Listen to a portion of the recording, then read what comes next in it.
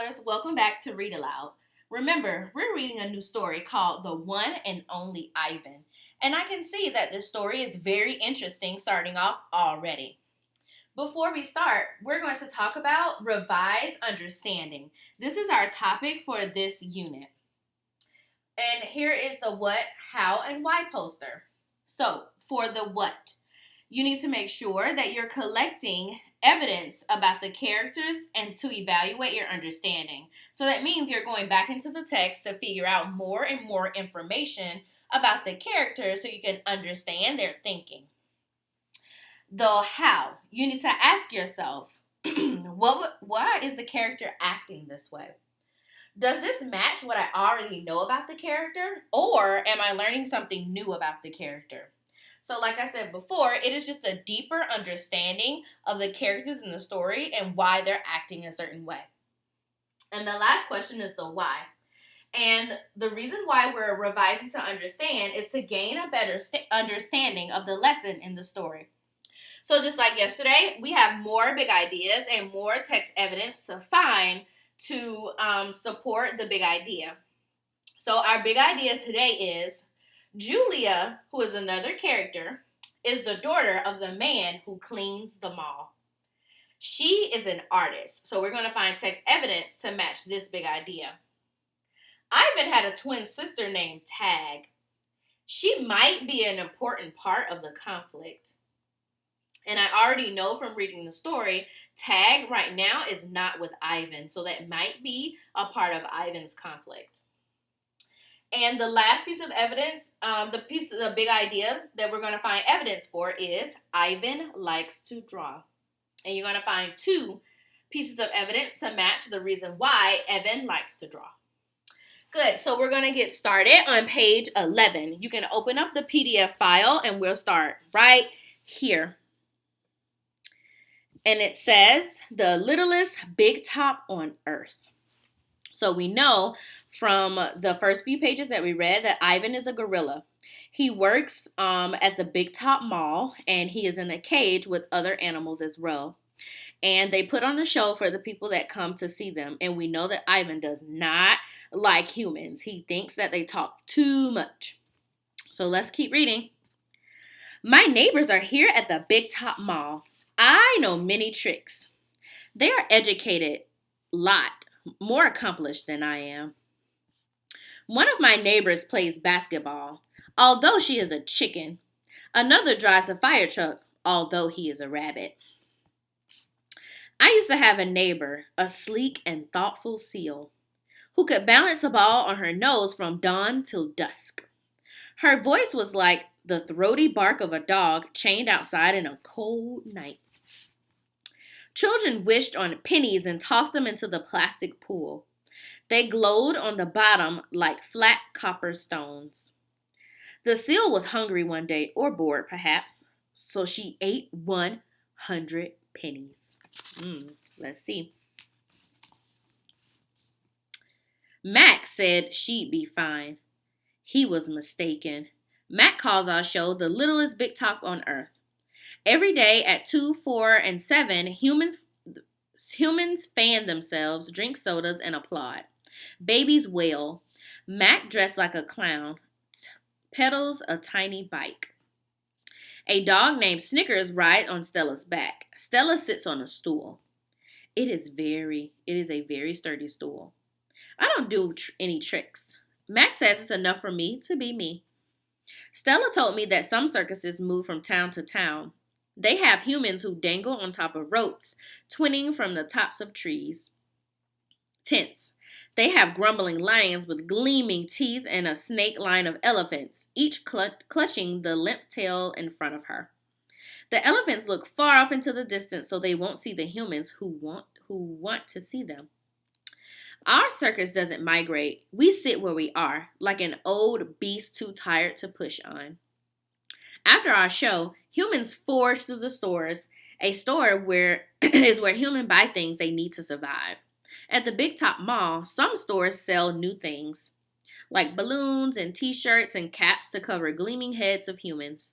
Some stores sell old things that might smell dusty and damp and long forgotten. All day I watch humans scurry from store to store. They pass their green paper, dry as old leaves, smelling of 1,000 hands, back and forth again. I know that he's talking about money. They They hunt frantically, stalking, pushing, grumbling. Then they leave, clutching bags filled with things, bright things, soft things, big things. But no matter how full the bags, they always come back for more. Humans are clever indeed. They spin pink clouds you can eat. They build domains with flat waterfalls. They are lousy hunters. I'm noticing that this chapter gives us more information about Ivan's life at the mall. He and the other animals they perform for the humans. And I'm also noticing that the author is using a lot of descriptive language to describe what the humans are doing from Ivan's perspective. When Ivan talks about green papers, he's talking about money. And I know that when he says the pink clouds that you can eat, he's talking about cotton candy. So there's a lot of descriptive language that we can use our brains to think about as we're reading this story. Gone. Some animals live privately, unwatched, but that is not my life. My life is flashing lights and pointing fingers and uninvited visitors. Inches away, humans flatten their little hands against the wall of the glass that separates us. The glass says, you are this and we are that, and this is how it always will be. Humans leave their fingerprints behind, sticky with candy, slick with sweat. Each night, a weary man comes to wipe them away. Sometimes I press my nose against the glass. My nose print, like your fingerprint, is the first and last and only one. The man wipes the glass, then I am gone. Artists. Here in my domain, I do not have much to do. You can only throw so many me balls at humans before you get bored. A me ball is made by rolling up dung until it's the size of a small apple, then letting it dry. I always keep a few on hand. For some reason, my visitors never seem to carry any.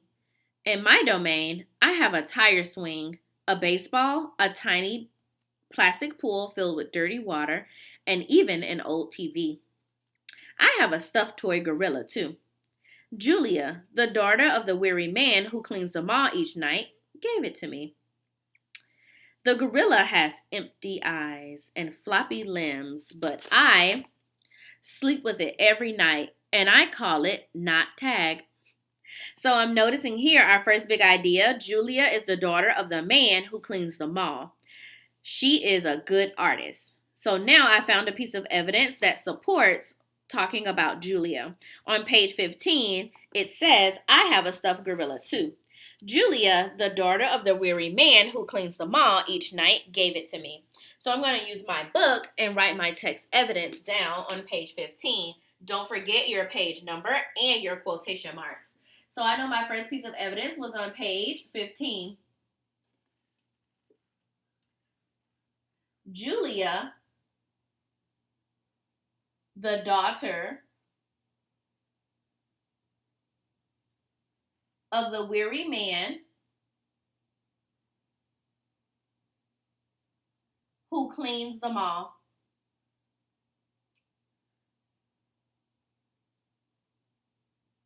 Remember, if you can't see this text evidence that I'm writing here on the video, you can also find it on page 15 to write it down on your own.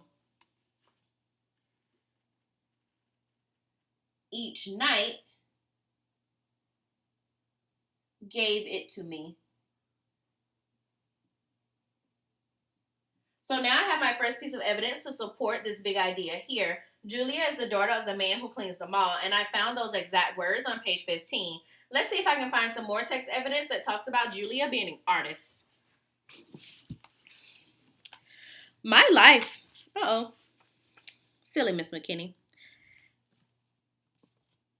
I sleep with it every night, and I call it not Tag.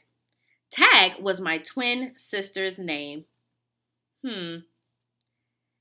Now I know that there's another character. Ivan has a twin sister named Tag. Julia is 10 years old. She has hair like black glass and a wide half moon smile. She and I have a lot in common. We are both great apes, and we are both artists. It was Julia who gave me my first crayon, a stubby blue one. Slipped through the broken spot in my glass along a folded piece of paper. I knew what to do with it. I watched Julia draw. When I dragged my crayon across the paper, it left a trail in its wake like a slithering blue snake.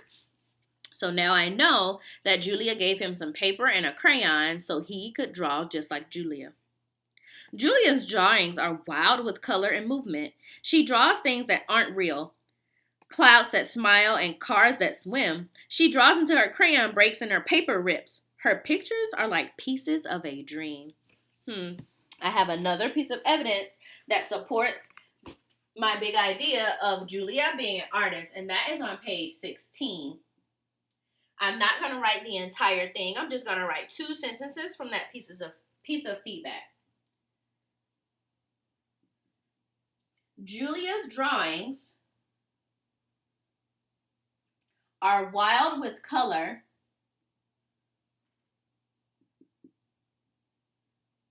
and movement.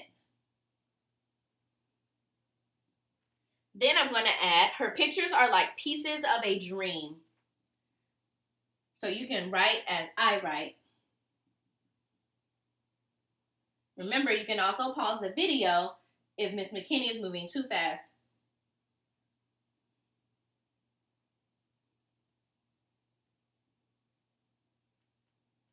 So I found 2 pieces of evidence that supports this big idea, one on page 15 and one on page 16. Now let's move to our next big idea. Ivan had a twin sister named Tag. She might be a part of the conflict. So let's keep reading to find out about Ivan's twin sister, Tag.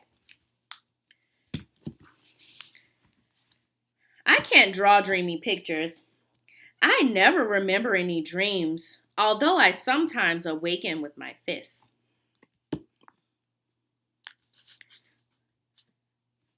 With my fist clenched and my heart hammering. My drawings seem pale and timid next to Julia's. She draws the ideas in her head. I draw the things in my cage. Simple items that fill my days: an apple core, a banana peel, and a candy wrapper. I often eat my subjects before I draw them. But even though I draw the same things over and over again, I never get bored with my art. When I'm drawing, that's all I think about: where I am, about yesterday or tomorrow. I move my crayons across the paper. Humans don't recognize what I've drawn. They squint and cock their heads and murmur, "I'll draw a banana, a perfectly lovely banana," and they'll say, "It's a yellow airplane," or "It's a duck without wings." That's all right. I'm not drawing for them anyway. I'm drawing for me. Max soon realized that people will pay for a picture made by a gorilla, even if they don't know what it is. Now I draw every day. My works sell for $20 a piece, $25 with a frame, at the gift shop near my domain. If I get tired and I need a break, I eat my crayons. So I'm noticing now that Ivan is drawing just like Julia. His pictures may not look like the humans think they look. They think that it looks a little bit different. But now that I know, Mac is selling the drawings that Ivan is doing in his cage to the humans. And he thinks the humans don't know what they're talking about. Now, to go back to my piece of evidence that supports the big idea of Ivan and his twin sister. I found that on page 16. Make sure you're writing when I'm writing. It comes right out of the book. I call it not Tag.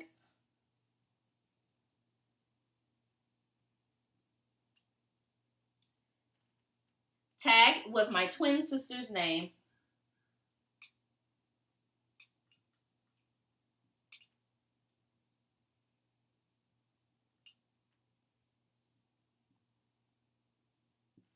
Now I found my text evidence to support all of my big ideas. Now you're going to find that text evidence to support this big idea of Ivan loves to draw. There are two pieces of evidence that you can find, and I'll give you a hint. They're both on the same page. Don't forget to write your page number and to add quotation marks. I can't wait to see your work.